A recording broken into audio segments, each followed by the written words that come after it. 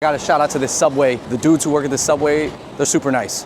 I asked for extra meat one time, pause, and they gave me extra meat. Listen, Ryan Coogler might have just made the movie of the year, but why is everybody talking about the Asian characters? Let's go. All right, everybody, if you haven't heard, Ryan Coogler, the guy who made Black Panther, just made another banger, and it's probably gonna sweep up the Oscars. It's at like 98% on Rotten Tomatoes.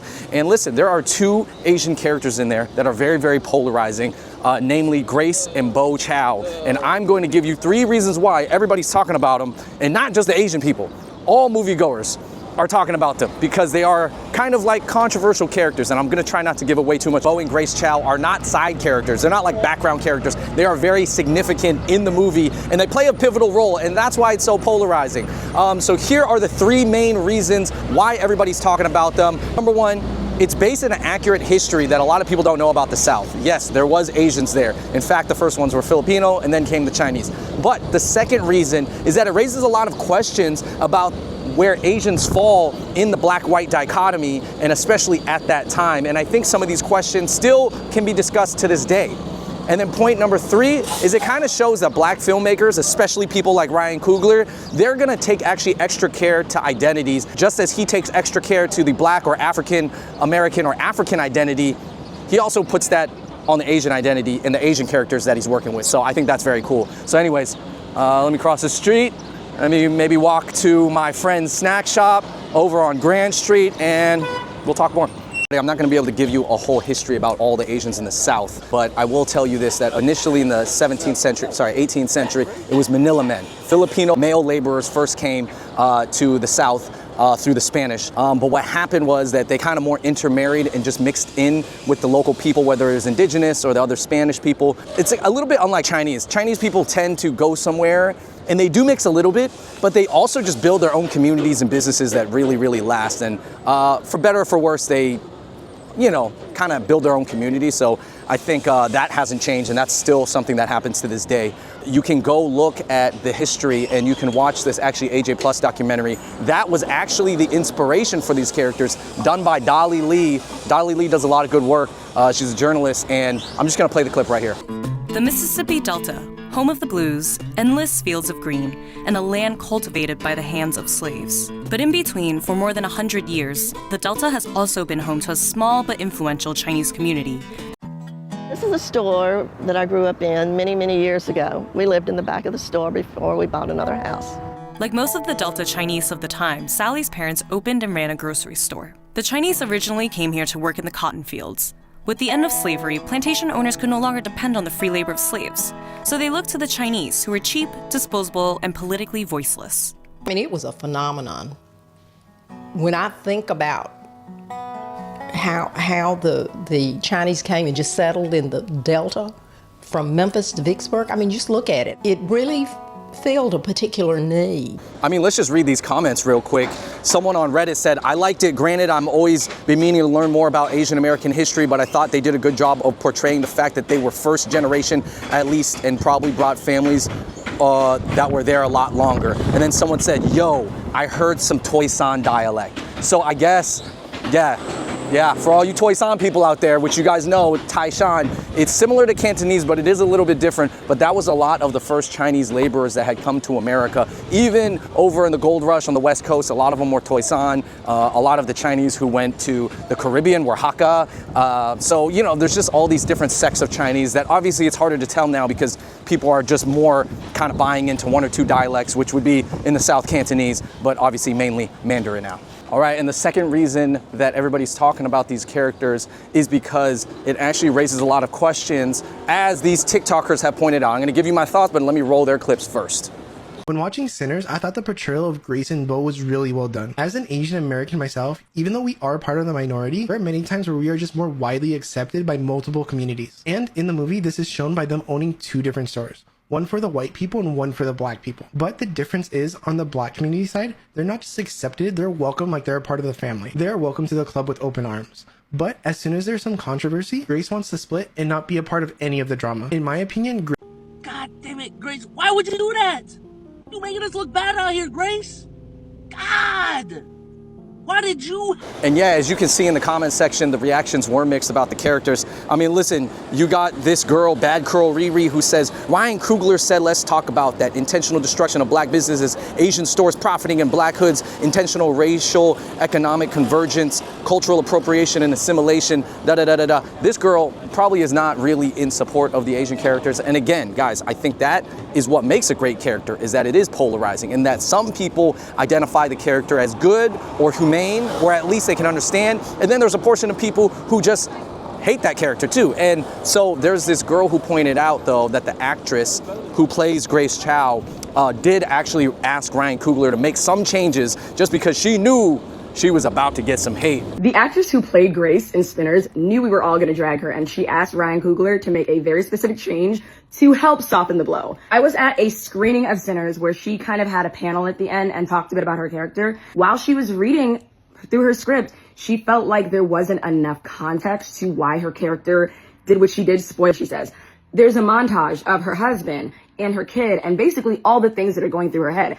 So listen, I get it. I can, empathize with some of the sentiment, because back in the segregated South, you're basically, as an Asian person, which you don't fit into the white or black dichotomy really. I mean, you came over as a laborer probably originally, so you probably more identify with the black experience at that time, but then you don't look black, and so you're not gonna go through the exact same thing. So anyways, it's confusing for a lot of people, and it kind of reminds me what I heard about prison. Yes, I do know people who have been to prison, and this is what they tell me, that basically prison is super racialized. If you go to prison and you're a dude, right, or a woman, but let's just talk about guys going to prison real quick. Basically, as an Asian, especially at a prison that doesn't have a large Asian population, which a lot of them don't have a large Asian population because Asians statistically don't go to prison that often, but basically you're asked to choose which group you're a part of. So these are called prison dynamics, where it's like you have white people, okay, you have black people, you have usually the Hispanic group that speaks Spanish, and then you have the other. And that contains Asians. Now, maybe if there's a large Samoan or Hawaiian population, you can adapt to that. But essentially, as an Asian, you're asked to choose. Well, actually, I don't even want to say you have the choice. You actually don't even have the choice from what I've heard, so you just kind of have to find your way. So what I mean is that in the segregated South at that time, and even a little bit to this day, as we saw during the whole BLM time and, in the past few years, there was this conversation of where do Asians fall? And I think the general consensus was that not all Asians think the same. That some Asians are gonna more identify with that side, some Asians more just wanna roll with the winners and who they're working with, and then some Asians, and I feel like this is a growing sentiment, a lot of Asians are like, I'm just thinking about the Asians. Anyways, what I'm trying to say is that a good movie and good characters definitely pushes that conversation forward, and that's also why I'm making this video, because that movie is gonna be seen by millions and millions of people, and it's gonna win tons of awards. And so obviously I wanna have part of this discussion and help you think about it, if it helps. So before I get into my third point, let me say what's up to my friends at Chinatown Snacks right here on Grand Street. Yo, what's going on? Yo. Brother, hey, what's up, bro? Yo, Eddie. Good, brother. Yeah, I'm sorry. Guys, yeah, before I get to my point number 3, I got to shout out to Eddie and his mom for running Chinatown Snacks. Very cool new snack shop over on Grand Street. Yo, Eddie, did you hear about that movie Sinners? The new one? No, not yet. The black vampire one? Sounds familiar. You gotta go see it. There's these 2 Asian characters in it that are very, very polarizing. Everybody's talking about it. Really? Yeah. Let me take a look at that. All right. Ryan Coogler is the guy who did Black Panther. Oh, okay. It's also got Michael B. Jordan in it too. Oh, okay, bet. I'm a dope movie. Is it? It's on Netflix or is it in theaters right now? Theaters. All right, Eddie's been busy running the business, yeah, right? That's why he don't. All right, it's all good.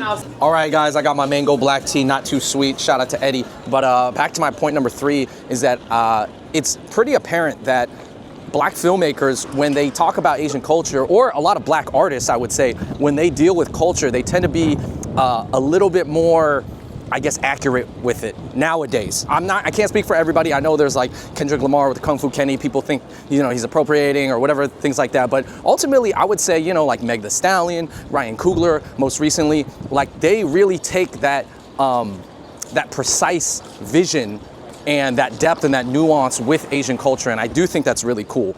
And also, I'm not to say that this is the reason, but Ryan Coogler is from Oakland, and Oakland does have a lot of Asians, so he definitely has grown up around all different types of Asians. I mean, you can tell that he is clearly from Oakland. I'm obsessed with Irish folk music. My kids are obsessed with it. Look, my first name is Irish. I think it's not known how much crossover there is between like, you know, African American culture and Irish culture. Ryan Coogler from Oakland, California. And when I was doing Shinners, you know, I just really wanted to represent the Toy Shan community, you know, the early Chinese laborers that were there early on, and we needed to do it accurate. So we got Dolly Lee, the journalist, whose video I saw on AJ Plus, and we pulled her in, and we just started collabing, you know. Pretty much everybody in Oakland talks like that, even the Asian people. So I think that's another point, you know. Shout out to Oakland, shout out to the Bay Area. I'm always out there. You guys, let me know in the comments down below if you want to see this movie, if you have seen it, what do you think about the Asian representation? Do you like how the characters are complex and that you don't know how you feel? You know, of course, I love to see Simu Liu as Shang-Chi, just buff, beating people up, being cool. I love to see that, you know, very straight up, very clear, great, positive representation. But I think what is also good, and which I really enjoy, is the nuanced representation. What we don't like are the shallow characters who are just meant to do one thing and just laugh or whatever and make you laugh and be like this comedic stereotype. But I think ultimately, if the character has nuance, even if they might play like a little bit of a, if people have split reactions on their intentions in the movie, or if they are a villain or a good guy, I'm okay. I think it's cool. I think ultimately the goal is to have people view Asians as complex humans. Well, it's first to see us as humans, and then Americans, and nuanced Americans. So I think it's really cool. It's a great movie, and yeah, you guys gotta check it out, man. Trust me, it's gonna win all the Oscars. I'm telling you, great movie. Great, and I'm not saying go watch it just because there's Asians in it. That's actually not the point of this video at all. Go watch it because it's a great movie, period. And then also maybe pay extra close attention to the Asian characters if you are Asian and you want to have that conversation. So hopefully this was helpful. I'm walking around New York City. Let me know if you like more of these walking and talking videos. I'm not gonna lie, as New York warms up, I am definitely gonna be sweating while I'm holding this camera and watching where I step. But dang, did I step in anything? Let me see.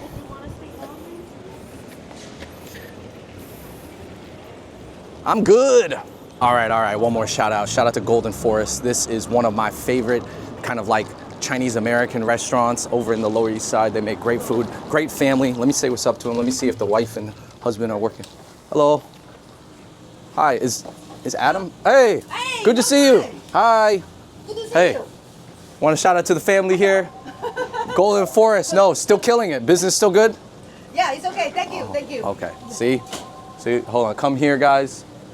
I would say their chicken and broth is top tier. Also their mushu pork, and then they got the chicken. The chicken wings are fire here. I think they put a little bit of chicken powder in the chicken wings because it's extra tasty, man. You know, very, very good hood Chinese food out here at Golden Forest. High quality too. All right, back to the video.